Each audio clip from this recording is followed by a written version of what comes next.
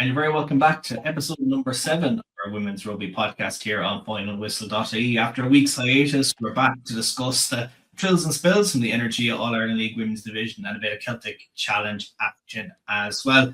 Aimee Clarke from Railway Union and Stacy Hanley from Galwegians is back with us once again. You guys had two very different off weeks in terms of relaxation. Aimee has been the jack of all trades in terms of house development, having moved into some new accommodation, while Stacey had a great time over in Disneyland. So two very, very different weeks from your perspective. I'm surprised I have all my eyebrows that I haven't burnt them all off from electrics and open fires, and then I'm surprised there's no nails through my hands or a hammer on my finger.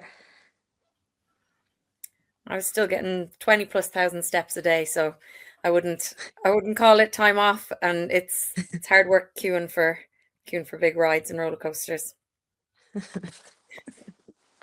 You had to get the steps in some way, when you were not involved in the training. You had to be doing something. But from the Aimee perspective, make sure you're safe whenever you do these kind of things, and make sure power is turned off. And you might get people that are registered as well when you're coming in to do those. Yeah. Do not do it yourself.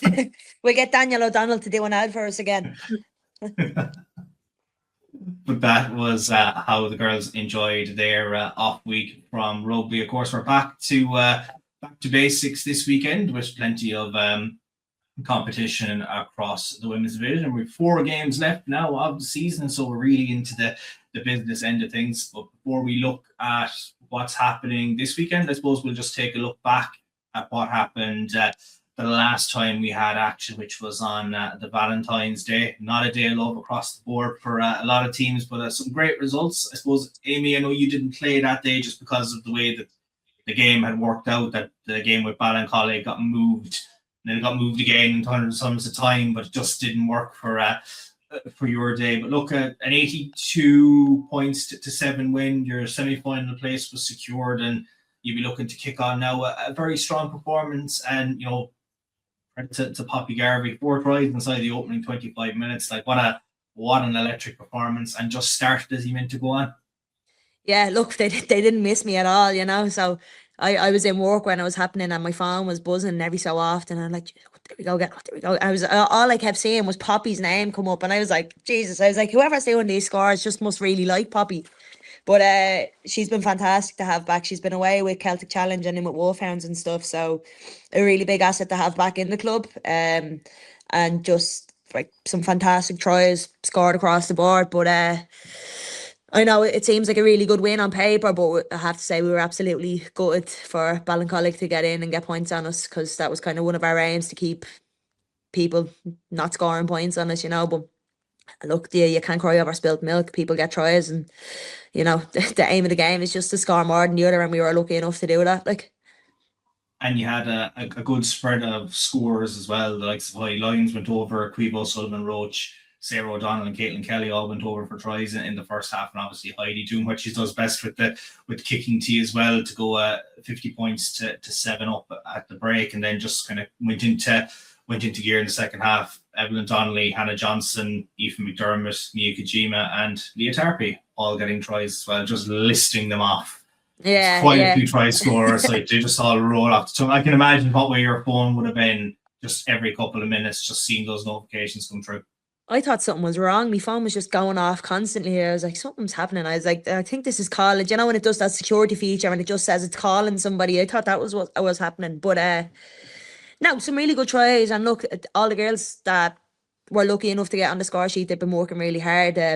Evelyn Donnelly, I think, is absolutely fantastic. She's after making the transition from flanker, second row, into prop, and like, she's just unstoppable. She's fantastic. I think she's after finding a position where she really is just after excelling into. Leah is just a great finisher. Like, she'll get the ball and break through 3 tackles and she'll get in and she'll score, and then everybody else, you could give me all day and I still wouldn't be finished talking about all the girls that scored or didn't score on the team, So overall, I think everybody just played phenomenally, and it was a really good result for us.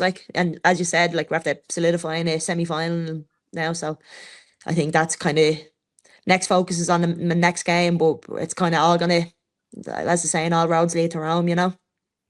Yeah, and I know from the Ballincollig perspective, Stacey, they'll be disappointed with how much they conceded, and they'll obviously have the conference semi-finals to worry about and to try and get there as well. Like, you look at the table, Cook still mathematically could chase them down with a couple of results as well, but I suppose from the Ballincollig perspective, they'll just be looking to pick themselves up now and try and get a few results on the board from here on in.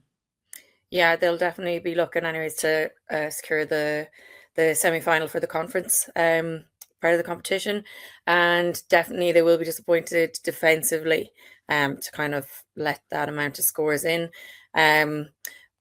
Probably would have expected them that they could have put another score on the board at least. Would have liked to have seen them get another score. Sorry, Aimee. But yeah, they'll just, like, I suppose that one's out of the way. Just focus on kind of at least staying where they are on the table, not letting Cook catch them, and making sure that they have secured the semi to get to a conference final. Because you've had loads of tough battles with Ballincollig. Like, they are a very tough team, and they're a team that are constantly in development as well. They've got some really, really good players in their squad. They've added a lot of younger talent in as well. They're a team that are growing, and for them to try and make that semi-final and conference this year and to push on as well and come up against the other teams that are just ahead of them will be probably the aim now. And they have a couple of games now to put in some positive results, and they'll definitely be looking for the work-ons from the last day out. Yeah, with Ballincollig and Galwegians, like, it's always over and back. Like, it's you win one, you lose one. So, like, you can never really tell what way the game's gonna go. And I know obviously we got the win in our first game, and we're coming up against them. They're our last game this side of the season, but it's gonna be a very different game to what it was before. And I think a lot of the games are like that. So I think you'd fancy, like, Ballincollig's chances coming to this end of the season. Like, I feel like they will be able to secure a conference semi-final for themselves. Yeah, like, they're definitely not a team to be underestimated anyways. No, and of course they will play on that final round of action as well. So that'll be a big day out for both of you guys. Now, the last time that we had the action, normally we kind of sit and we say, oh, it was all on Saturday, but we actually had a Friday night game. And I know that it's Friday night, other things are going on. Normally you kind of have your own block on Saturday that you might have games, and you did have your own games on the Saturday to worry about. But on the Friday night, you sent into our little WhatsApp group going, is that score correct from Ollie Campbell Park? And of course it was the Belvo and the Tullow game. And it was a very, very close game, and it was 7-5 to Belvo at half time. In fact, Tullow had taken the lead early on in that game through Lauren Faulkner's try. And then Belvo just went through the gears, and Emily Burncross for their try, and Hazel Simmons converted. And eventually Belvo went on to win that game 12-5, with that securing their place in the semi-finals as well for this year in terms of the top four race. But for Tullow, Aimee, what a big result for them. I know Belvo were missing a lot of key players and had moved a couple of players around in their lineup for the game. But for Tullow to go to Ollie Campbell Park and come away with a losing bonus point, potentially could have won the game in the second half as well. It's a massive result for them. Yeah, and look, we said it from the start as well. Like, this is a league that you can't just say that this person, it's this team against this team, X team is going to win, obviously. Because Tullow looked really, really dangerous in the first, for what I think Lauren's try was in the first 10 minutes, I think it was.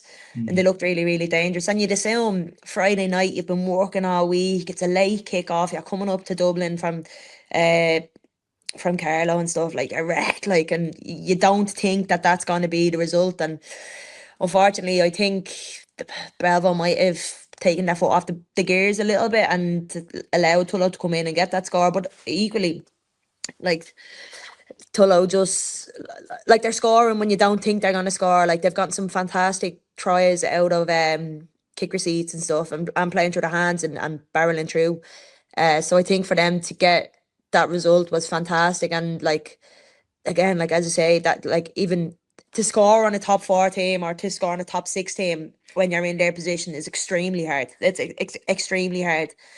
And now they're after doing it on the team that's sitting in fourth. Like I think it's something that they can really, really be proud of and kind of fuel, but not fuel too much coming into the next game, you know? I wonder who they're playing next when you turn around and say that. But from their perspective, Stacey, like, look, Tullow have had some tough days since they've come up into this competition. And, you know, the first game of the season didn't go the way they would have liked against Ennis, but, you know, they got points on the board for the very first time. And it's kind of been there ever since, that they've been kind of plucking away. They've been trying to get that result. And you go to a team like Belleville, who are, you know, heavyweights. Like Ollie Campbell Park is such a formidable place to go to, and you come away with a result. And, you know, while they probably got into the dressing room after a lot of games just saying, like, you know, that was just a devastating result, like they were probably going in after that game on that Friday night kind of saying, geez, lads, we could have won this. We probably should have. Yeah, they were definitely going into the change room kind of saying, like, look what we can do. I think everyone kind of is kind of rooting for Tullow in a way, like kind of you want to see them get that win. So they definitely went into the changing rooms happy after the match, but it is really disappointing that they didn't get it. Like it would have been great to see.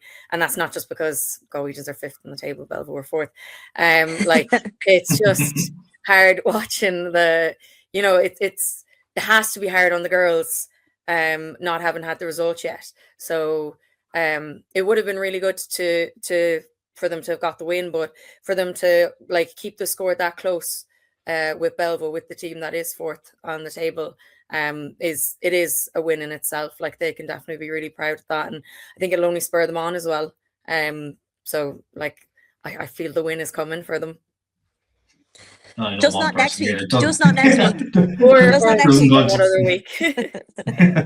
Yeah, Aimee definitely doesn't want it to be this weekend. Of course, we'll preview all of those games later on. But like it was Emily Byrne's second try of the game, and it was just before the hour marker around that time, Aimee, that she managed to cross the kind of solidified it. But like credit to Tullow, like for, you know, they battled away. I know we didn't have footage from that game, a bit like your game against Valentine, that we could look back and just see the highlights from it and stuff like that. But like from the Belleville perspective, look, it was 4 points on the board.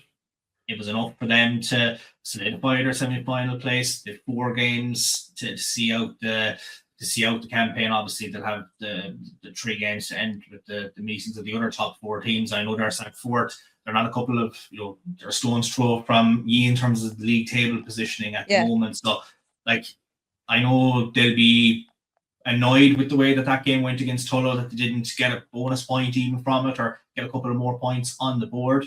But I know they can build from that themselves and say, look, we've 4 games left now, and try and get that confidence for a semi-final and try and make it to the Aviva this year.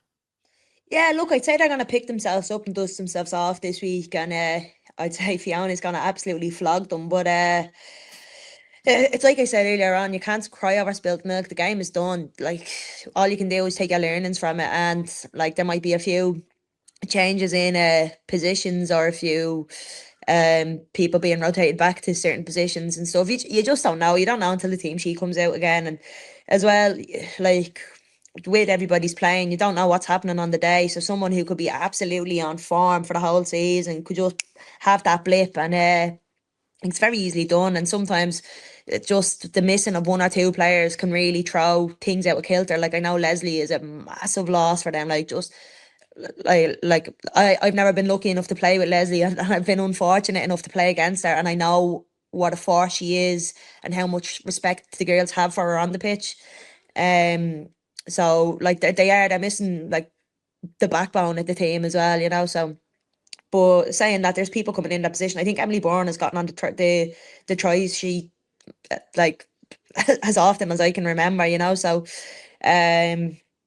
it'll be interesting to see how they game it up, and I think they're going to have to come out with a statement score this weekend to kind of say, I know we had a blip last weekend, but don't worry, like we're here to stay. Like, I know I've been talking to Emma Kelly a couple of weeks ago, and she said that Fiona hasn't set the dog on them yet in terms of training, but maybe that changed after that Tullow game. But just on, you know, you mentioned her there, like she's such a big asset, Leslie. Like she's just been such a big leader for Belvo. Obviously, from the Connacht perspective, Stacey, what is it like just being around her in a dressing room or just in that team environment that just makes her such a pivotal figure?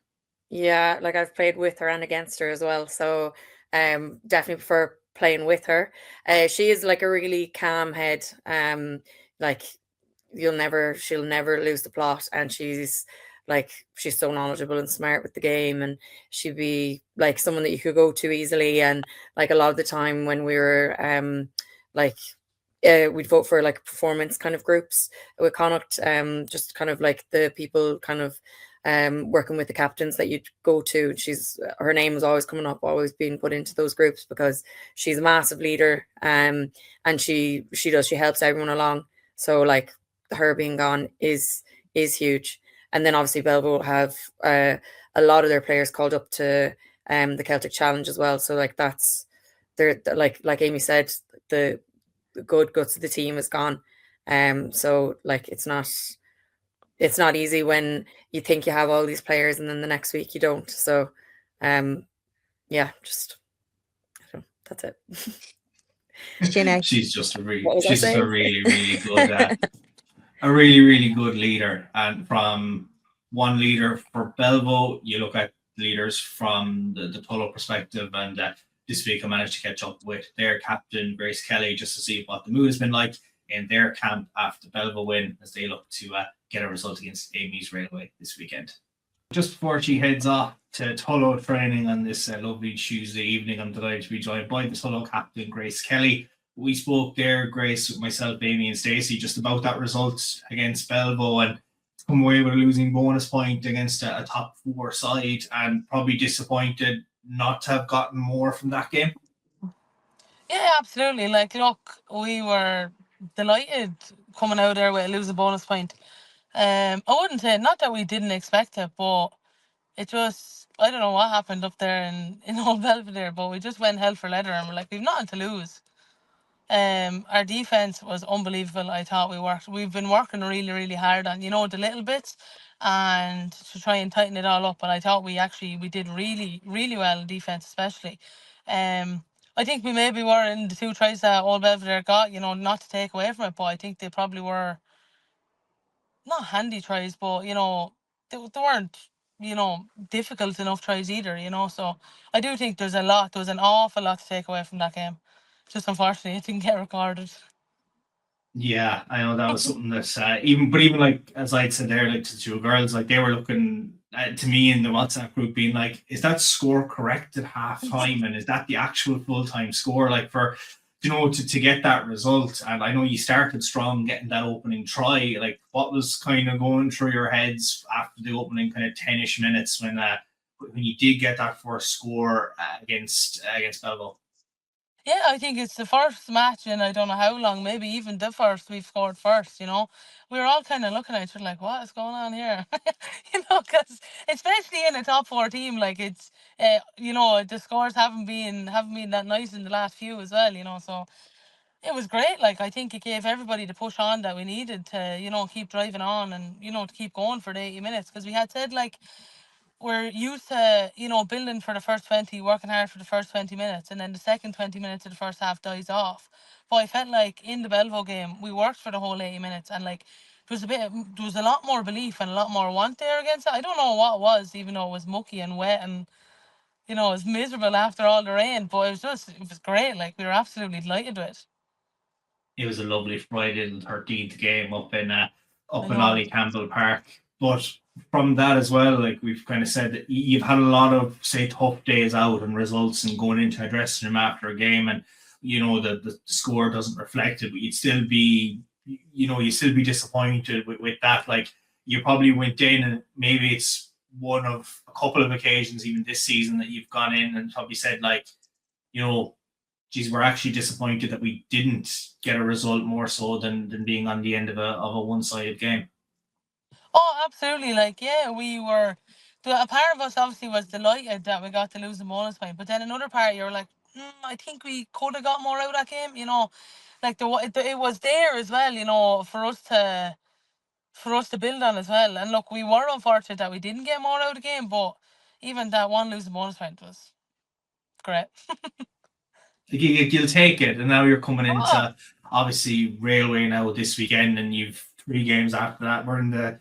I suppose we're in the business end now of the season, and look, Yeah. you're at the bottom of the table. You were in the same scenario last year, just with relegation coming into the league, and you've Railway at home. They're going to be a very, very tough side, and you're not going to underestimate what they're going to bring, but then you have those games afterwards, and it's like every point now is going to be crucial to try and stay up.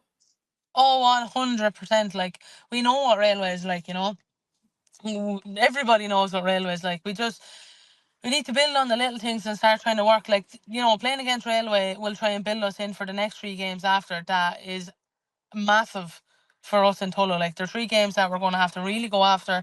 There are 3 games that we're going to really have to target if we're going to stay up, I think, like, Railway, let it be, like, go out, try to get through the game, and try even get something out of the game. Like, there's no harm in saying we can't get anything out of the game either. Try and build, try and work, and try and tighten up a few little things that we've been doing at training, and just try and work hard in order to put us in a good position to go into the next game. Now we've Galwegians, and then we've Cook at home, and then we've Ennis. So like there's 3 games that, especially after the Belleville game, has gave us massive belief that we can definitely get something out of. Yeah, and like, people might have underestimated you to get something out of that Belleville game. And even like the eyebrows were raised before any other game kicked off across the weekend, on the weekend last that we had action. And, I think there is that belief that you can, try and get, some form of a bonus point or something from this Railway game. And then obviously, you take on a Galwegian side. They're obviously in the conference battle now for the semi-finals there. And then it's that Cook game, and that Cook game is nearly the one you're circling in the calendar. Like, that's almost becoming a final in itself, that if Cook don't get a result, say, this weekend or the weekend after, that it's that game. And when you have home advantage against Cook, it's almost like it's going to be a final, and there's going to be that massive atmosphere around the club. Oh, absolutely. Like, against, like you said there's nothing saying that we can't get a bonus point loss against Railway or get something out of Galwegians as well. But yeah, like, look, I don't want to look too far ahead, and I'm trying to concentrate on each game as they come. We don't want to be worrying about something that's weeks away when, we need to concentrate on what we have now.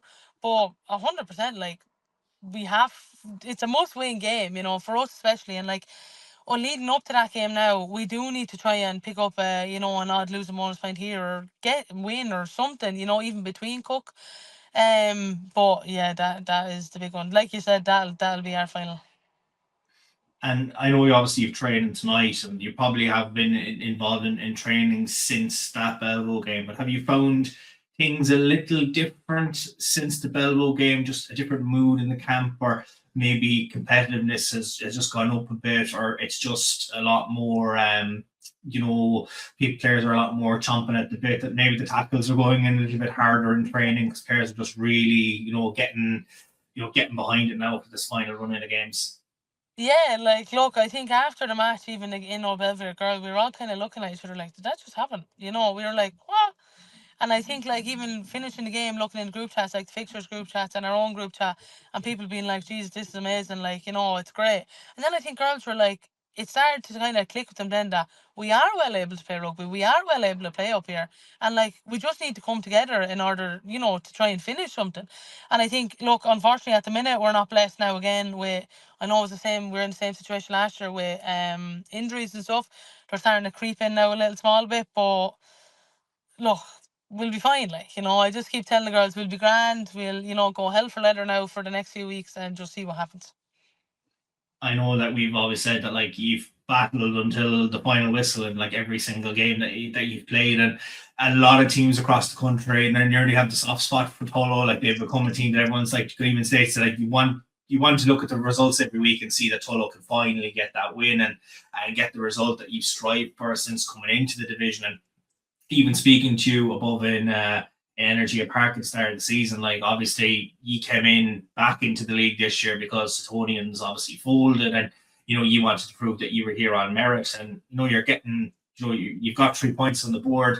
They're 3 points that you didn't have last year. You're building, you're doing more, and it's probably, you can probably see it throughout the club that the development and having you guys in the AIL has certainly, kickstarted a big thing in Tullow.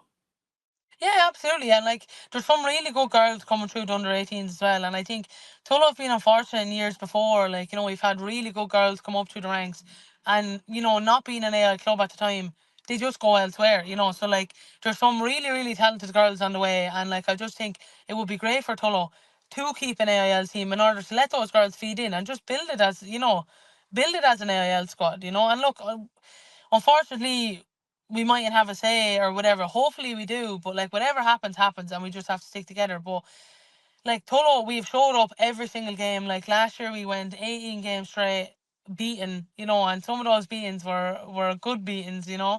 Like this year now we've been, what is it, 14 beatings or 13 beatings on the trot. Like, I know we have 3 points, which is great. Like, a three, and we're scoring this year. I think that's a big thing as well. Like last year, it would have been 0, 0, 0. This year is like, okay, we're putting points in the board, we're improving. We've now 3 points on the table. Like you said, 3 points more than we have last year. But I just think we have more to give, and I just think we need to start giving it now. We've only 4 more games. Yeah, like as you mentioned there, like the players that come out of Tullow, like is incredible for a small club, and there is a lot of girls, as you mentioned, even that first season interview that we done, like a lot of the squad are made up of Tullow based players, and Yeah. our Carlow players and so on and so forth. And obviously, like, injuries have become a big thing for you, and it's just trying to I suppose manage with the squads that you have. But with whatever team comes out now against Railway, or whatever team comes out for the subsequent 3 games that we have in the league season, like, every player is going to give 80 minutes with the playing for the badge on the chest, and playing for the little small club from Carlow that are trying to stay in the AIL. And there's a lot of pride and a lot of love that you guys have shown for this club to have gone through all of this run that most teams would, most players would walk from. But I think a lot of people have certainly seen that there's a serious amount of pride when you step out on that pitch. Yeah, 100%. Like, I think, not that if it was any other team, but I think, with the last year and this year, for a squad to stick together as well as we have done, I think it's just exceptional in itself. Like, there's Tullow is only small, like you said, small little club in Carlow, but it's a great club. And the girls, we all love playing there. We love playing with each other. And I think that's what keeps, each other and people around us is what keeps us going. And I think, like, there is an awful lot of pride there. And I think there's an awful lot of belief now, especially after, like we spoke about the last game against Belleville. So I do think, like, well, I hope anyway that that the bit of pride and the belief, and then drive comes in the next 4 games. And just, like, at the end of the day, we've nothing to lose. We just need to go hell for leather and give it socks, like. But Aimee has said no win this weekend for you because of Railway want to keep this streak going. But we'll have to wait and see what happens. Tell her she could have done us a favour. We'll have to wait and see. No match fixing. There won't be cause for that. But Grace, listen, thanks very much for joining us on the podcast this week before you jet off now for training on the side of the road somewhere in Carlow near Tullow. And thanks very much for coming on, and best of luck for the weekend and the remaining 3 games after as well. Oh, thanks very much for having me. Thank you. And we have returned to talking about last week's games. I know Stacey is just delighted to discuss the game between themselves and Ennis down in Drumbigle. A great result for the home side, coming out 26-17 winners. And we'll just take a look at some of the highlights from that one. Debutants Ennis delivered yet another impressive result, defeating an experienced campaigner in Galwegians, which was enough to see their dreams of top 4 end after their 26-17 defeat in Drumbigle. Tries from Aveen Donnelly, Rona O'D and Quayla Morrissey gave Ennis a strong platform in the opening half. The hosts would lead 19-5 at the interval, with Fadla Ní Brain on with 2 conversions as Sophie Cullen crossed for Galwegians. The contest ebbed and flowed after the restart. A late Lindsay Clarke try, coupled with Ní Brain's 3rd conversion, ensured the home side secured the result, despite a spirited late push that yielded further Galwegian scores, as Claudia Arans and Gemma Lees crossed for tries, with Nicole Fowley converting the former try. Full highlights of this game are available on the IRFU YouTube channel. good result for the Clare side, a statement result, truth be told, for their debut season. Aimee Donnelly, Ronan O'Dea, and Quaylen Morrissey setting the tempo early on in that 19-5 lead at the break. And then Galwegians really did come back in the second half for that try from Lindsay Clarke, just a sheer moment of class from her coming back from the Clover setup to really benefit that Ennis set up and give them a big win on the board. Just didn't go the way you would have liked, Stacey, and I suppose double disappointment as well when I suppose you were gunning for that top 4 place in the semi-finals and it just didn't go your way. But look, you'll have the conference to look forward to now. It's not over yet. We still have 4 games in the season and there's still plenty to play for. So from your perspective, I know it's disappointment, but just try to dust yourselves off now and pick things up now this weekend. Yeah, I was going to say, don't make me relive it, please. But yeah, that was really it. Like just trying to dust ourselves off. Like it just hasn't gone our way for a good few games now. And like absolute credit to Ennis, they prepped for that game so well, and they weren't losing at home. They used dual status players really well. They recruited from Tuam, so they had Ronan O'Dea's a Tuam player, and they had Fola Brain on, and Fola did so much in the backs as well, kicking their conversions too. They came out gunning, and we weren't up to scratch, and we did kind of claw back in the second half. And I think it was so annoying. We were after scoring, I think the second try, and it was the first score of the second half. Ennis kicked the ball back to us. Dolores Hughes, our centre, made a break, and she gave a handoff to the face, and we got a penalty against us for a handoff to the face. So that was, yeah. Then Ennis had a line out, and our defence off that line out was just not good enough, and that's when Lindsay got through and just sealed the deal with that try. So yeah, all you can say is like credit to Ennis. Like that's the new team in this AIL, and that's the standard of play they're putting out. It's really impressive. And then Aimee Donnelly as well on that wing. Like we gave her way too much space, and she's rapid. So like her with ball in hand, I'd say the percentage of her scoring from every time she catches the ball is probably fairly high. But yeah, we're just trying to, like Galwegians, brush it off. We do have a few missing this weekend, unfortunately, just with the way things have fallen. So we'll obviously we've Cook coming up, and we're not going to underestimate Cook at all. We really have to knuckle down. We really have to switch on. And that's why Stacey went to Disneyland last week after that game and just disappeared in the group chat for 2 days to unwind and relax. But that's a great result for Ennis, Aimee. Just from, for a debutant to pick up as many points as they have done and to get those results, like it's great to see that clubs from, the junior grade are coming up and putting it up with some of the best teams in the competition, the best players as well. Yeah, look, I think I know myself included, like we're quick to forget that the result that they got against Belvo as well at the start of the season, they got a draw against them. So I really don't think that they're a team that you can underestimate as well, and like I'll be completely honest, I'll hold my hands up here. I thought Galwegians would have had the result on Valentine's Day, and it just wasn't the case, but it really is. I don't know. I was blaming the Tullow and Belvo game to it being Friday the 13th, but I think there was just something in the water that weekend where everything was just kind of getting stored around. But yeah, Ennis will be absolutely thrilled with that and delighted, and they were lucky to have Lindsay Clarke back as well. I know she's a force to be reckoned with when she has the ball, but it'd be curious to see what they'll do now with a game this weekend. If Tuam have a game, will the dual stats players be released to play? If will Lindsay be in with Clovers? You just don't really know. So again, it comes down to kind of personnel, but they've always been doing well, and they had a really good result against a good result against us at the start of the season as well. I know it wasn't a win, but they're coming out of all of these games better than they were the last time. And that's what you want to see from the junior clubs coming up. You want to see the progression and you want to see them developing. And I don't know, leads me to wonder, like, with them coming up last year, what kind of other clubs are there now, you know, that could come up and as well do a job up here against some other teams, you know. And I don't know, is it time to refresh the league and stuff? But I don't know, that's just me saying it, you know. Obviously, the team that comes to mind is Barnhall.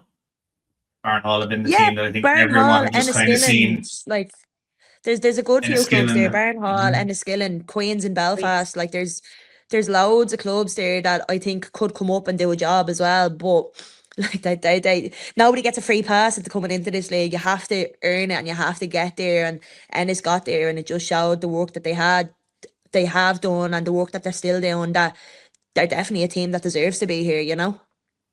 Yeah, and I know, Stacey, you mentioned that, you know, Ennis brought in players from June, but June are another team that are thereabouts and have been as well. Like, there is a lot of teams. I know only one can come up and makes it very competitive, but there is a lot of teams that are staking their claim to come up. But I think it's good that, you know, those teams are developing in their own leagues at the moment to play to an AIL standard as well.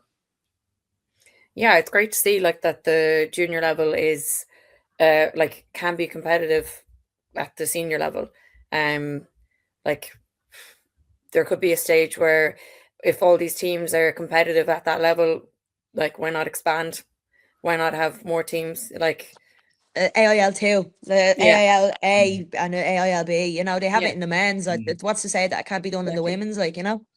Yeah. But I don't know about you, Stace, but I found it, like, when I came up from junior rugby with Railway, like, like, I don't even want to say the step, it was a leap coming up from Yeah. that league to this league. And Massive. now, you know, like, it's talking a lot about the development of rugby across the country and all, and like, it's there now. You're starting to see it. Like, I remember coming up and my first ever AIL game was against Wegians, and I remember just being like, what beast is this? What is going on? I got clotheslined on the wing, and I was just told to get back up. Like, I was like, wait a second, what?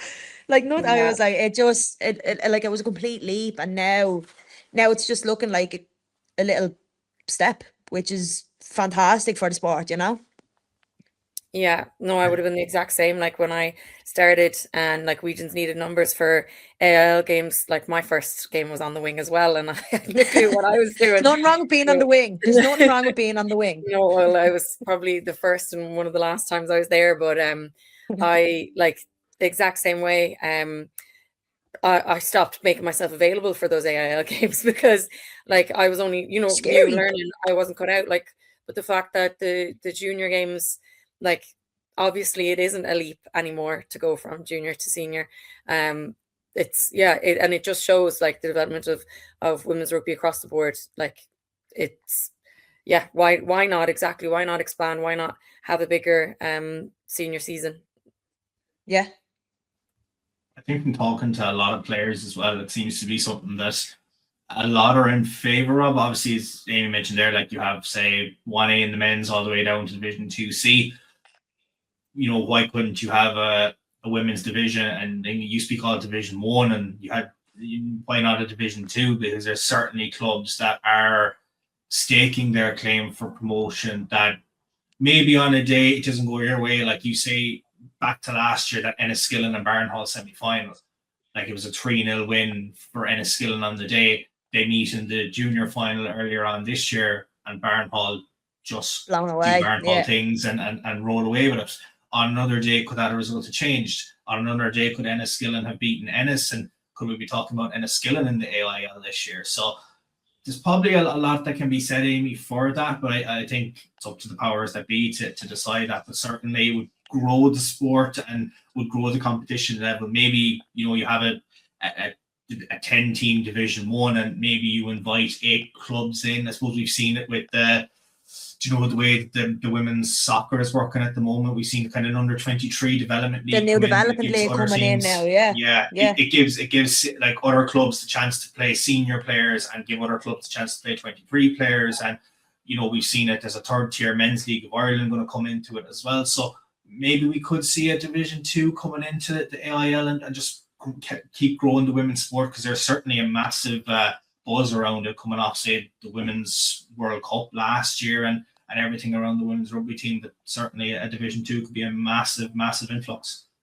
Yeah, and there's a huge gap in the market for it as well. Like, so many teams would be chomping at the bit to get up there as well, because as well, coming with AIL, you're coming with senior status. Like, I know Railway, our men's team are at AIL, but we have a senior status because we're AIL. So it could be the same. It was the same with Setonians. When Setonians were here, they were senior because their women's team was there, even though their men are just Leinster League. It's a huge opportunity for clubs to get there, but exactly, like, it's not up to us, and it's all well and good us sitting here chatting and how great it would be, and it's all fairies and rainbows and smiles, but like, realistically, us three sitting here isn't going to do it, you know. And there is obviously massive cost associated with, traveling up and down the country and everything like that. But for the meantime, it's just one team can come up and one team will go down. Who the team comes up, God only knows, and who the team goes down. Well, at the moment, after the last week, Tullow managed to pick up the bonus point and close the gap to Cook. And Cook had a home game with UL Bows and Shaw's Bridge. Didn't go the way they would have liked, suffering an 89-0 score defeat to Bows. And we'll just take a look at some of the highlights from Shaw's Bridge. UL Bohemians delivered another statement display to make it 14 wins in succession, as the holders crossed for 15 tries in an 89-0 score win over Cook and Shaw's Bridge. The Red Robins laid the foundation in the opening half, leading 56 points to 0 by the half-time whistle. Maddie Kushner and Steph Noonan crossed for a brace of tries before the half-hour mark. Anis Jubin, Eilish Cahill and Ciara McLaughlin all added tries, while Ava Donica crossed for a hat-trick between the 9th and 15th minute and also slotted 3 conversions. Kushner completed her hat-trick in the second half, while Cahill added a second try, accompanied by tries from Claire Bennett, Lily Brady and Chloe Pearce, while Donica added 4 more conversions to wrap up the result for the Limerick side. Full highlights of this game are available on the IRFU YouTube channel. So a statement win for Bows in the end, and 56 points to 0 at half-time. They just ran through the gears, Stacey, and just another big win for Bows. 14 wins now on the trot for them, and they've, I suppose, since the first whistle sounded in round 1, have just been hungry to try and stake their claim for a third title in a row. Yeah, like, they're just doing the same thing week in, week out. And like with Bows, it doesn't matter what opposition they're coming up against. Like, they're gonna try their hardest. They've won every game, but they haven't approached any game being like, look, it's just whoever will take it easy. They never take it easy. They're just full hog the whole time. And like, the depth of their squad is crazy. That like every squad they've put out has been just performing. And like, yeah, I mean, it's no surprise them putting up massive scores on teams anymore at all, and it's just expected. Like, there's only a few times like that UL have really been challenged, I think, this year. So yeah, like, they'll be happy with another big score like that, and as well to obviously hold out the Cook from scoring. They'll be happy with their defense. And only 2 of their forwards didn't score. Like, their pack was just so strong. Like, I know Maddie Kushner got a hat-trick, and someone that's come into the squad and played really well in the centre alongside Steph Noonan, who went over for a brace of tries. Great to see Steph back and getting on the score sheet. But you see the likes of Anis Jubin, who's come into their ranks this year. Like, Eilish Cahill is just an absolute force to be reckoned with. Fully deserved her Player of the Season accolade last year. Ciara McLaughlin went over for try as well.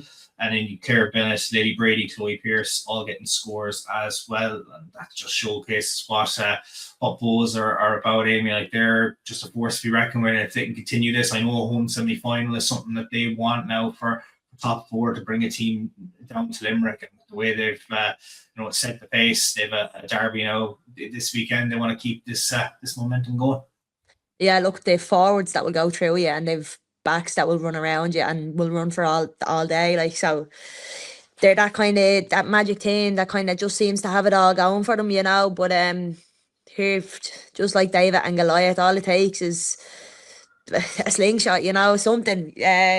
So with this derby going round, like, yeah, bows are going to be coming in and like heavily thought to be favourites, but Ennis shows that they can win games. Ennis can play, they can score, and you know, like, I think the biggest risk of this weekend is if bows come in and be like, "Pff, well, what, like, we're forced, we're untouchable, this, that, and the other."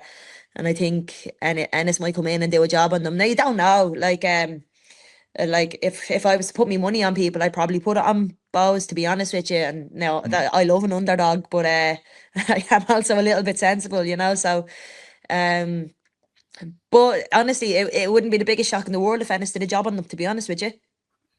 And I know, obviously, we still have the challenge ongoing, so it's squad selection, and you mentioned the likes of Lindsay Clarke with Ennis. Like, is she going to be back with Ennis?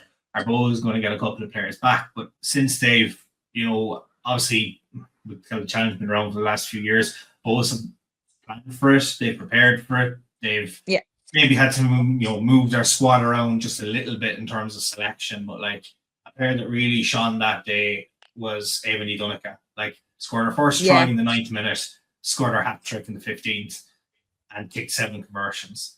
Like, she's a fantastic player, Stacey, for Bohs to have. Made the move down to Limerick, has just flourished down there, and is certainly someone that when the Celtic Challenge players do return into that Bohs team, she's saying, I want to be selected, whether she plays at 10 or whether she moves to a different position. She wants to be one of the names that are first on that team sheet. Absolutely, and like she should be one of the names on the team sheet for the games she's been putting in. And like, it was the same last year. She's unreal. Like, her for Connacht was, she had such a good season over the summer. Obviously she captained us, and like she's just a workhorse on the pitch.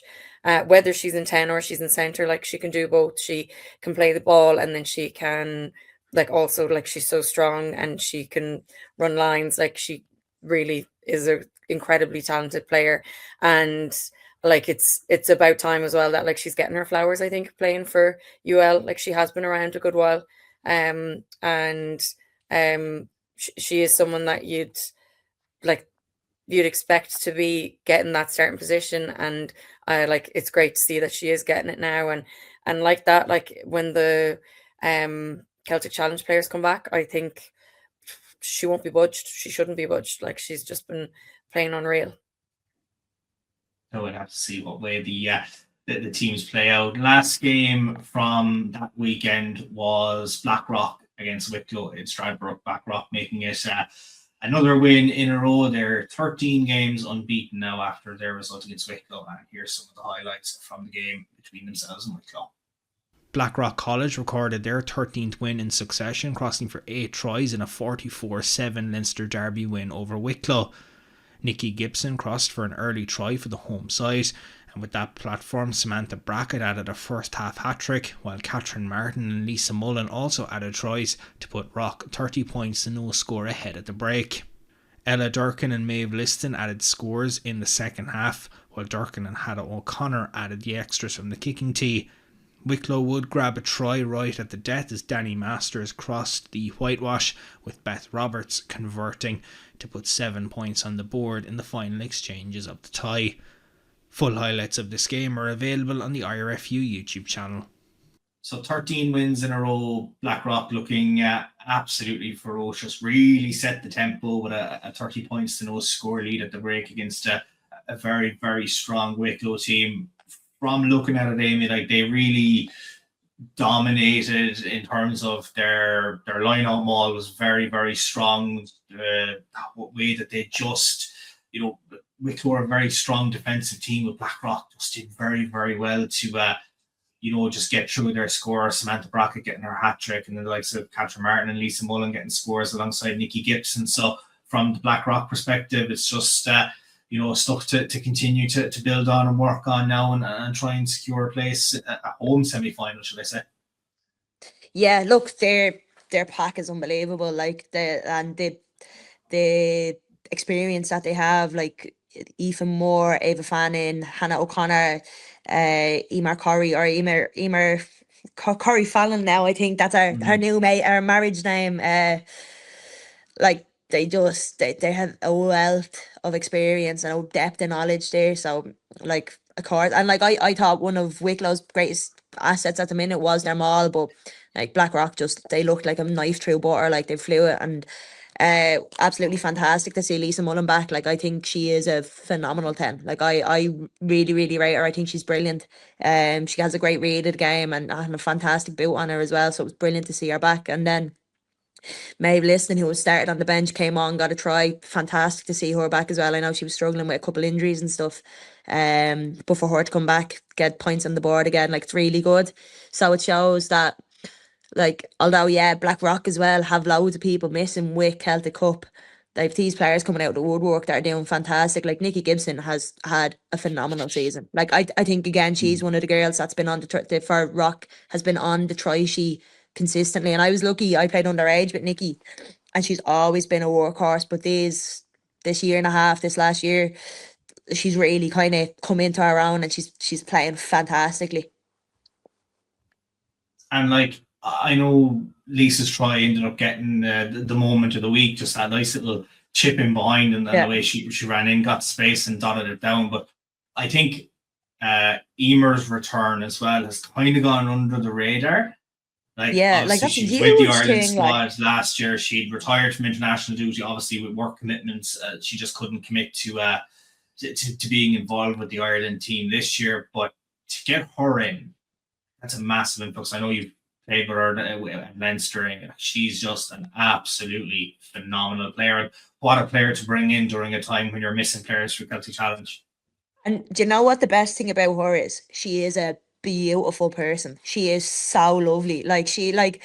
And I've been lucky enough to play with her, and again, unlucky enough to play against her. But like, I remember we were training one of the days last summer, the summer before, and she got me in the ribs. And she's a tall girl, and I'm as much as I hate to admit it, I'm short, right? But she got me in the ribs, and I seen Jesus, like, and she was the first one giving us a hand up, and I was like, just she's a lovely person. But yeah, like she is phenomenal, and for her to be able to come back, and I know she ruptured her Achilles when we played Ulster in the final 2 years ago, I think it was. Was it Ulster? Well, we played up in Ulster anyways, up in Kingspan. And she ruptured her final her Achilles, and I remember seeing it, and I was just I thought it was the end of her, but you know, look, I thought done, you know, and here she is back again. And I think unfortunately enough, she might be coming onto the team sheets when we play them in a couple of weeks, you know, but she's brilliant. Like, she's a phenomenal player, and she's just a beautiful soul. Like, and like from their forward perspective, Stacey, like you bring her in, but then Samantha Brackett has come into the Rock team this year, and like she's just been a phenomenal player for them as well. But as Aimee mentioned, like Wicklow's maul has normally been strong, but Jesus, when Blackrock got motoring that day, like they just looked ferocious. And I mean that first try that Samantha got, like they're just in the line-up maul, and next minute you just see her just running clear, like she's just got the ball and she's gone. No one spots her from the Wicklow perspective, and suddenly she's after putting the ball down. Like that's just a great asset for a team to have. Yeah, she's been so impressive. Like, how many games has she scored in? I'd say a good chunk of them. Her name's constantly coming up. Just, and like that with like Emer Corey Fallon's return, the forward pack in Blackrock, they're so talented. So like they're strong players, but they're also like, they're just so physical and smart. It's hard to come up against. It's really hard to come up against, and you'd be disappointed for Wicklow. You'd kind of hope they'd put a bigger, like you'd think there'd be a closer score, but like Blackrock are just running away with it against most people, and like that as well. Like in the forwards, then Nikki Gibson, her and Samantha Brackett have been the two kind of standout players there in that pack for me.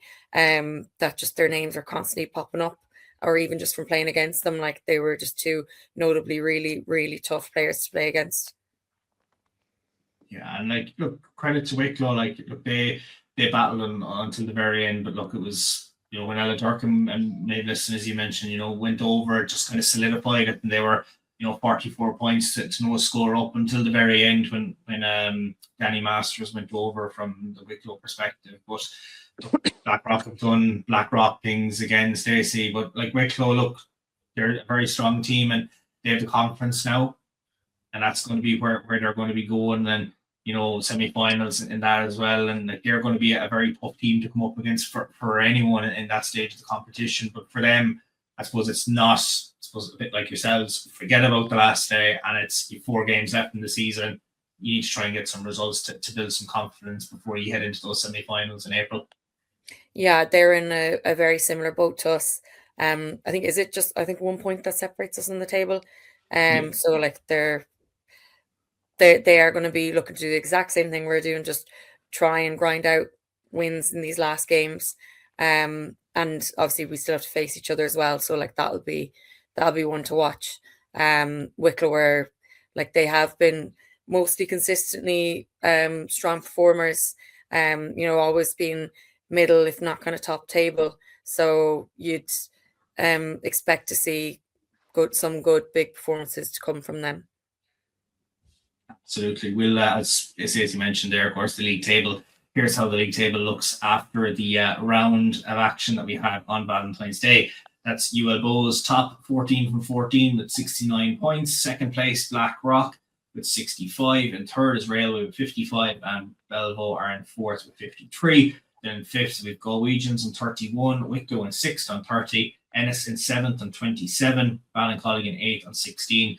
Then Cook in ninth on 7. And Tullow bottom of the table with 3 points. And that brings us all the way now to round 15 taking place this weekend. We'll start with the fixture list for the weekend. So Tullow host Railway Union at 1:30 down in Ratho Road. Wicklow are at home to Belvo at 3 o'clock.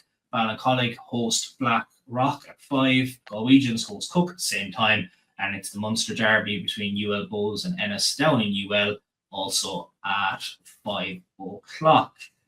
So a lot of big games this weekend. The action might have stopped for a brief period, but certainly we've got some tasty fixtures to discuss for this week. Obviously, Aimee, as we've alluded to, you're playing Tullow this weekend. Yep. And from your perspective, it's the game that you won at the start of the season in round 4 that kicked you into this winning spell that you've been on after a very tough start to the likes of Blackrock, Belvo and UL Bows. Obviously, you'll be playing those in the coming weeks before semi-final season comes around. So it's all about just keeping the confidence, keeping that mentality. But as you said, like Tullow have been really good, and they've gotten a lot of scores of kick receipts. So you probably just have to watch the way that you play against them and not underestimate them as well, because they'll have a lot of confidence on their backs after that performance against Belvo. Yeah, that's it. And I think the good thing about us is we never really go into a game underestimating a team, because you don't know what way the ball is going to bounce. You don't know what way the wind is going to blow. You can't go in and assume anything, I think for us it's kind of like, how do you build a house? You can't start with the roof, so we started with the building blocks, and yeah, we might have had a few cracked bricks at the start, but now we're on the solid foundations, and we're kind of just trying to build it all together now. And yeah, I think Tullow will be coming in this week they should be coming in really proud of their performance last week, and coming in, and like any team would aim to do, is build on the last performance that they've had. And if this performance is anything like their last performance, like, they're definitely not someone to underestimate, Yeah, I know you haven't been building a house brick by brick, but you've been doing an awful lot in terms of that. But like, from Tullow will want to get a result and try and get something to kick them on. Obviously, you're playing on Astro as well. I know you've had a couple of games have been moved to Astro in recent home games that you've had, just with the way that the weather has transpired over the last couple of months, even since the start of January. It's just been raining nearly every weekend. So has that kind of just got you prepared that in ways on Astro you're used to it? I know that bounce the ball and different things might be different on Astro, but I don't think it's going to phase you moving from maybe training on grass to heading down to Carlow this weekend. Yeah, look, I'd be big on thinking that you can't say anything about the pitch. You can't, I think you can't say anything about the pitch, you can't say anything about the weather, and you can't say anything about the ref, because them three things are happening to the other team as well, you know. So although the Tullow probably train on the Astro, you know, they'd be mad not to, especially with the weather that we have been getting. Like, if you fully put trust in your system and fully put trust in your team, it doesn't matter what's underneath your feet, you know. And from there, Wicklow hosting Belvo down in Ashtown Lane. Like, it's a very tough venue to go to, Stacey, and like obviously Belvo are coming into it off the back of that Tullow game. They'll want a performance. They are in the semi-finals. That's a sure thing. But for Wicklow, like, they're at home, they'll be disappointed with how the Blackrock game went, and they'll be looking for a result. So, like, both teams can definitely get a result out of this game. I know Wicklow haven't had the best of luck against top four teams, but maybe with the way that Belvo played against Tullow, if they are a wounded animal, that Wicklow might be looking to strike while the iron is hot. Yeah, I was going to say exactly that. That I think Wicklow will probably really target this game, just with Belvo's kind of recent form. They'll definitely push, I think, to kind of to get a win here. Like, they'll definitely fancy their chances, and especially being at home, you have that as well, kind of to spur you on. So I think it definitely will be a close game, I would say. And it'll be probably one of the ones to watch. Belvoir are going to be trying to kind of prove that they are top four, and Wicklow are going to be trying to prove that they can put in a big performance against top four. So it'll be interesting to see how that one goes. One of the 3 5 o'clock games, 8th place Ballincollig hosting Blackrock, 2nd place Blackrock, and looking to try and keep their place for a home semi-final very much intact. And, you know, we spoke there, Aimee, about how strong their team is and those key players that have performed, and they'll be looking to continue this pace now against Ballincollig. But, you know, from their perspective, like, when they played Yee, you know, they probably were, you know, delighted to have gotten the score, but obviously wished it was a few more at their side and less at your side as well. But like, they have home advantage. Cork teams can be very tough to beat on home soil as well, and you had a very tough time playing Ballincollig down there. Don't know if it's going to be in Tanner Park with the weather, or whether they'll move it to the Astro and Virgin Media Park or not, but they'll be looking to get their result nonetheless wherever it's on. Yeah, I think Blackrock will be in a very similar position as what we'd be in, that they're just looking to put the finishing touches on the house now, you know, like, they're looking to just fine tune these things, and let's say maybe if there was mistakes made in the last game, they're looking to kind of iron them out and find all the tweaks and fix them and give themselves, like, I'd be a firm believer in there's no better training session than a match, you know, like, these will be the times for them to, right, that doesn't work, this does work, you know, like, it's a lot easier playing against a team that doesn't know what you're doing. Like, it's all well and good, I know they have a seconds team, but the seconds team knows how the first team plays. So if you train against them, you're very equally matched, you know. So the best learning, I think, is to play against a new opposition or a different opposition. So I think this is where they're really going to start to try things to see what they can bring into the next 5-6 weeks, you know. To go from Leaside to out west and the game in Crowley Park, Galwegians against Cook. As you mentioned, Stacey, you're missing a few players now for the game this weekend. Cook have had some varying results. I mean, their game against Ennis up in Belfast was, you know, decided by a last gasp try for Ennis to come away with the win. They had a very tough loss to UL Bows last time out. Now they're making a long journey from Belfast all the way to Galway for a 5 o'clock kickoff. But I'm sure from your perspective, it's been shoulder to the wheel ever since, just getting everything right in training and just trying to put in a positive performance after the disappointment that you felt with that game below Ennis.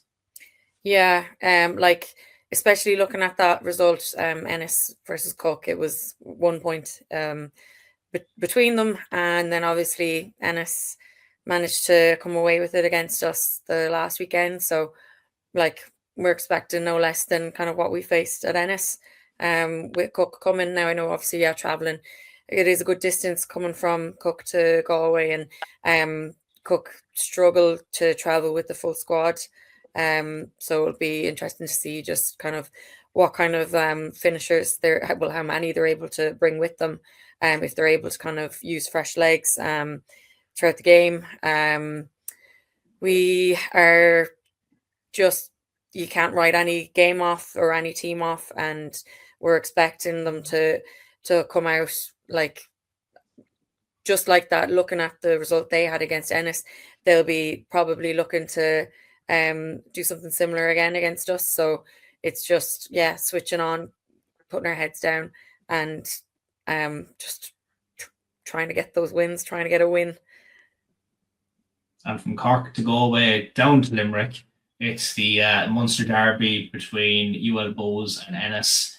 They had a very tough battle in Ennis earlier on in the season. Bohs, of course, coming away with the result in that one. Now Ennis are coming back from the reverse leg, looking for revenge and looking to build on that win against Galwegians, Aimee. And you could give them the benefit of the doubt to get a result here against Bohs. I know Bohs have been very, very strong when they've lost a couple of key players. And as we said, Celtic Challenge selection will depend an awful lot. If Ennis can have a player like Aimee Clarke in their ranks coming up against the club that she was dual status with the year before, will be an interesting one for them. But I think regardless, they'll just be looking to put in a very tough performance against their near neighbours and deliver another statement result in their debut season.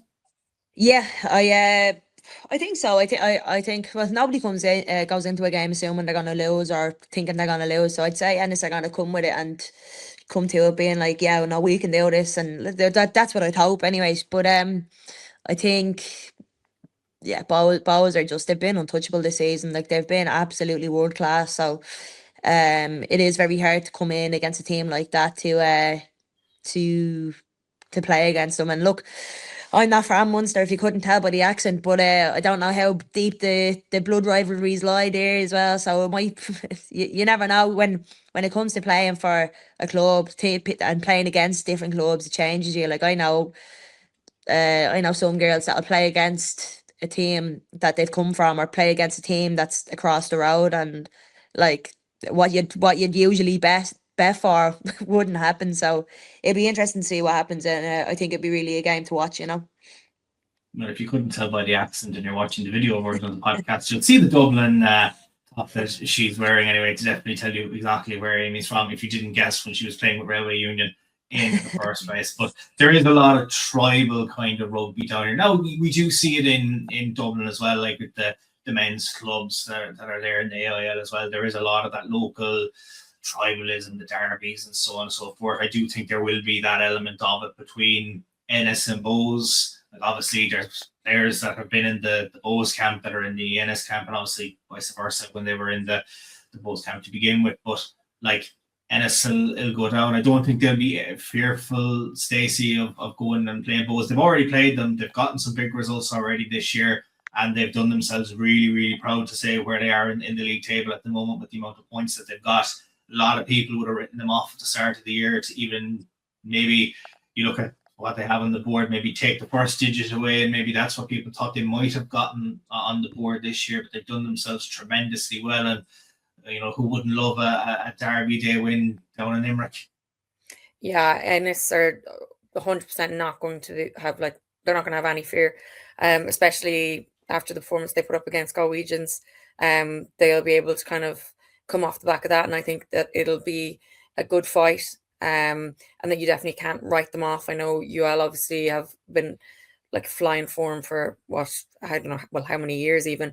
So like, there's that, but I really think there'll be a dogfight in Ennis, and they're not going to let UL come away with an easy win. So like Aimee said, it will be a game to watch.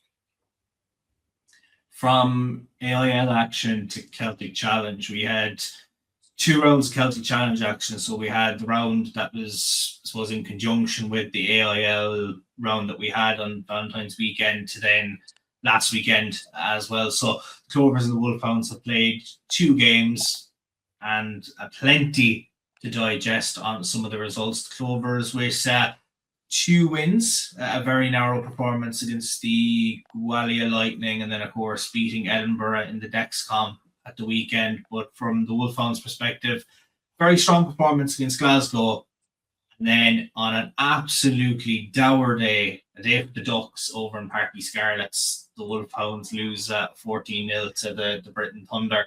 And that's a big result.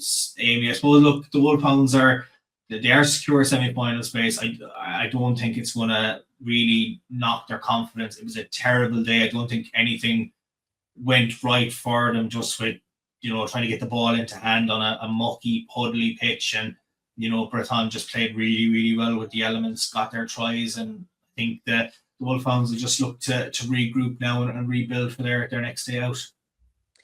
Yeah, look, to be honest with you, I actually think it's a really good thing for Wolfhounds, because in the games we are running away with the games, or you're doing really well, you don't learn as much as in the games that you lose. So I think that game is after showing them key areas where they need to work on now, or places that need adjustment and stuff, which I think will only benefit them coming into semi-finals and finals, So although, they didn't get the result they probably wanted, I think it's the result they needed to take the next step and to get to the next place and to be even more of a force to be reckoned with now, because as soon as they fix these mistakes, like, there's no way Brighton will score on them the same way that they have before, not to say that they'll never score on them again, because that's just not how the sport goes, but I think I definitely think it's given them something to look at and something to actually train. I think it's a lot easier to train a team that needs to work on something than it is to train a team that is all fantastic and brilliant, Yeah, and I know, look, they had a very positive performance against the Glasgow Warriors the Sunday earlier, and then you look at, it just didn't work out for them. But from the game that they won, we mentioned her previously, Katie Corrigan goes over for a try again. She's putting the hand up for selection out on the wing. I thought Abby Moyles looked very impressive when she got her chance at 10 instead of Dan O'Brien for that game. Erin King went over for 2 tries as well. Erin is just a phenomenal workhorse for that team, and Fiona Chute and Nisha Smith both getting tries as well. So, like, they had a lot, of positives, Stacey, from that first day out against Glasgow. So probably just water off the duck's back now with the way that Breton game went. It was just, it was a terrible day in Parky Scarlets, and we'll just park it to one side now and just look for take the positives from the Glasgow game, take whatever you want from the Breton game, and just try and work it out for the remainder of this series.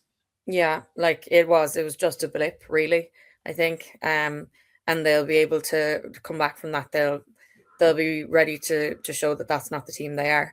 Like, the Wolfhounds, they don't lose. So, and just touching on Abby Moyles as well, I thought she's fantastic. One of the tries came from a crossfield kick, which is brilliant, and I think she kicked 6 from 6 kicks. I don't think she missed any, if I'm right. I'm not. Yeah, so, like, thought she was really impressive at 10 the week before against Glasgow.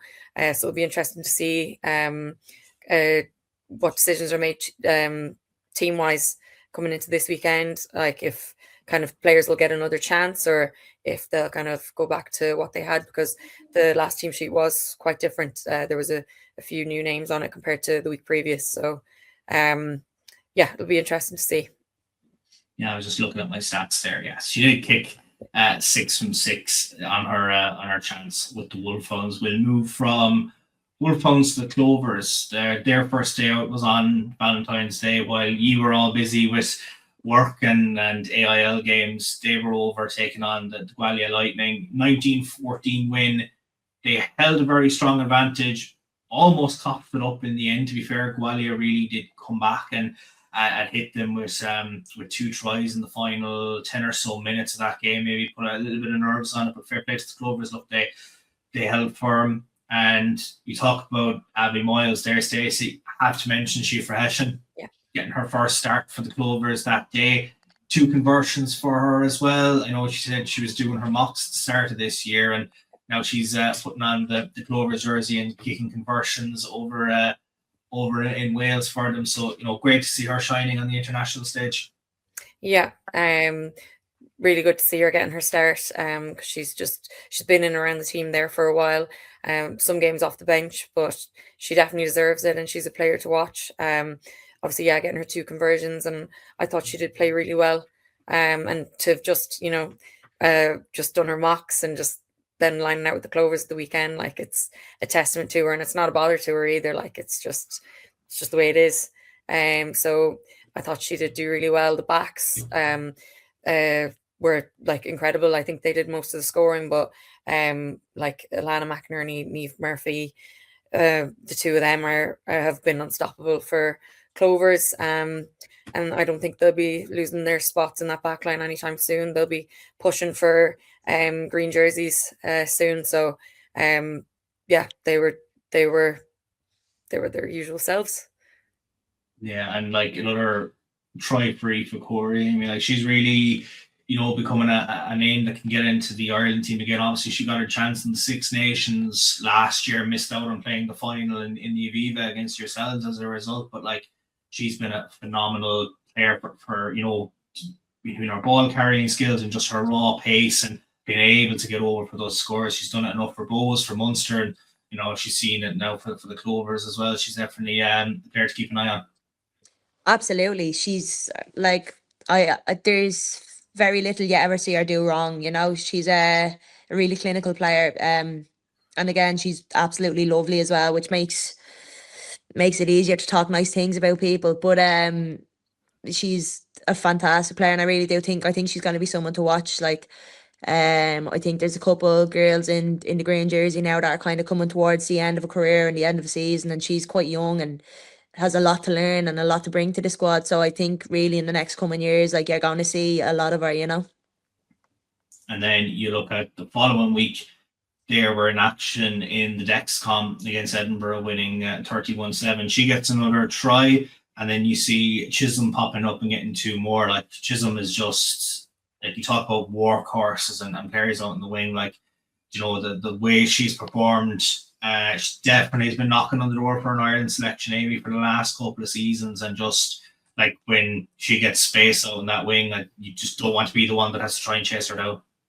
Yeah, that's it. She's lightning quick, like, and she'll run through you. Like, there's no, if she can't get around you, she'll definitely go through you.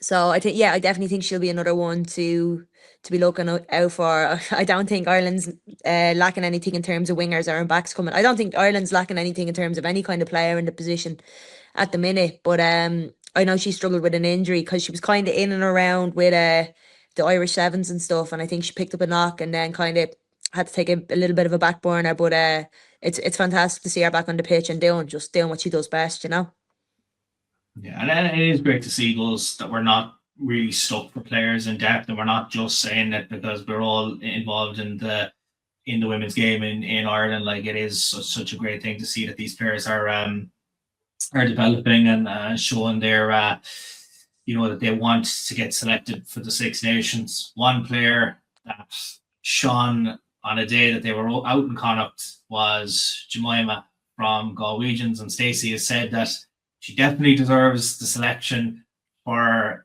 the Ireland team for the Six Nations.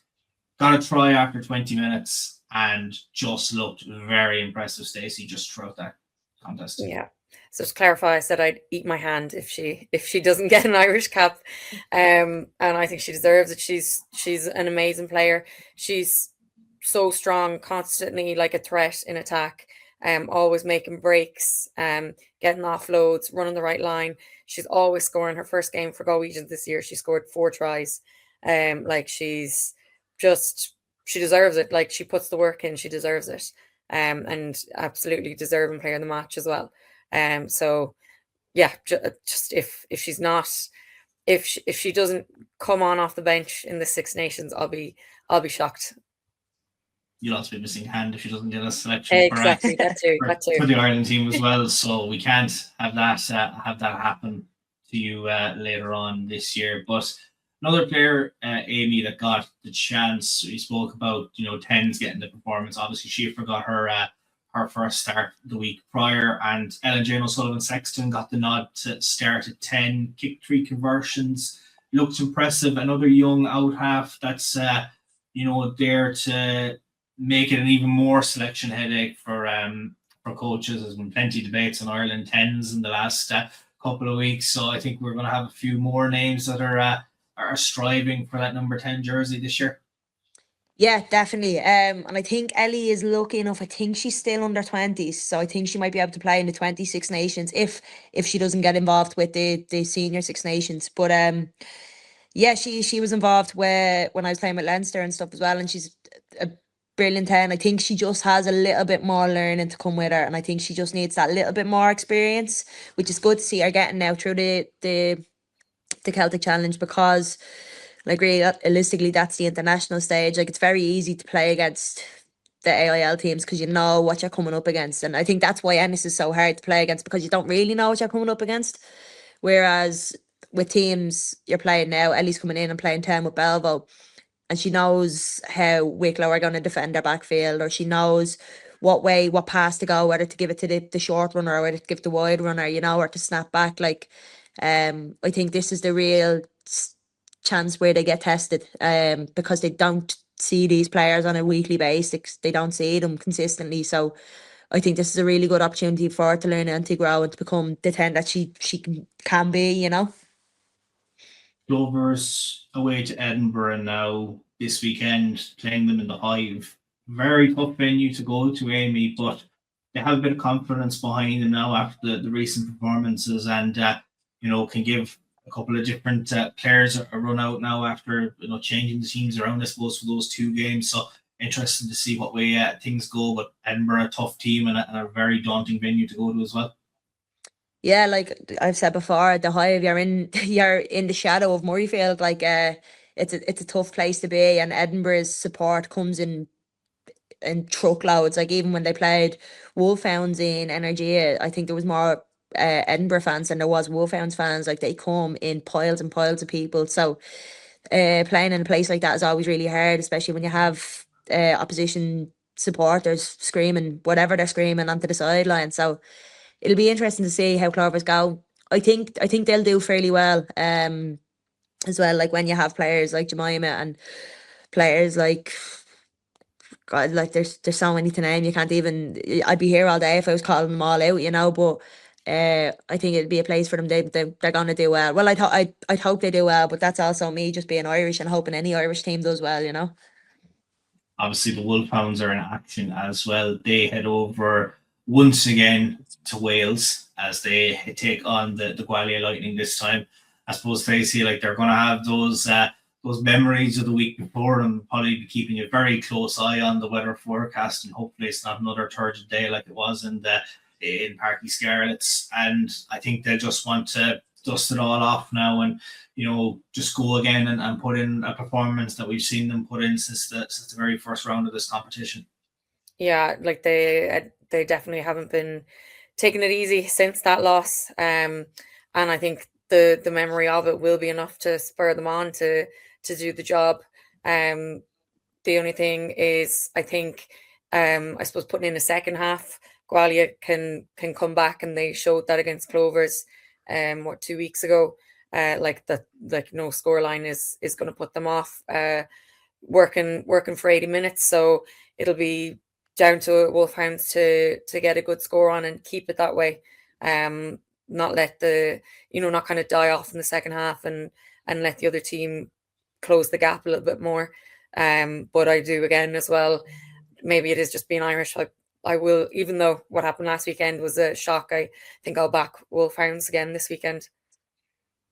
Well, it is shaping up to be a very busy return to action in the AIL, and of course another big weekend for our Celtic Challenge sides in action. We hope you didn't miss us too much from our little week break, but we hope you've enjoyed our return episode this week. And my thanks to Aimee and Stacey for joining us once again. Fixtures could change and venues could change in the women's division of the AIL this weekend, so stay up to date on our own website and the IRFU website and the Grassroots Instagram page as well if there's any fixture changes there. We hope you've enjoyed our episode, and we'll catch you for another one next week.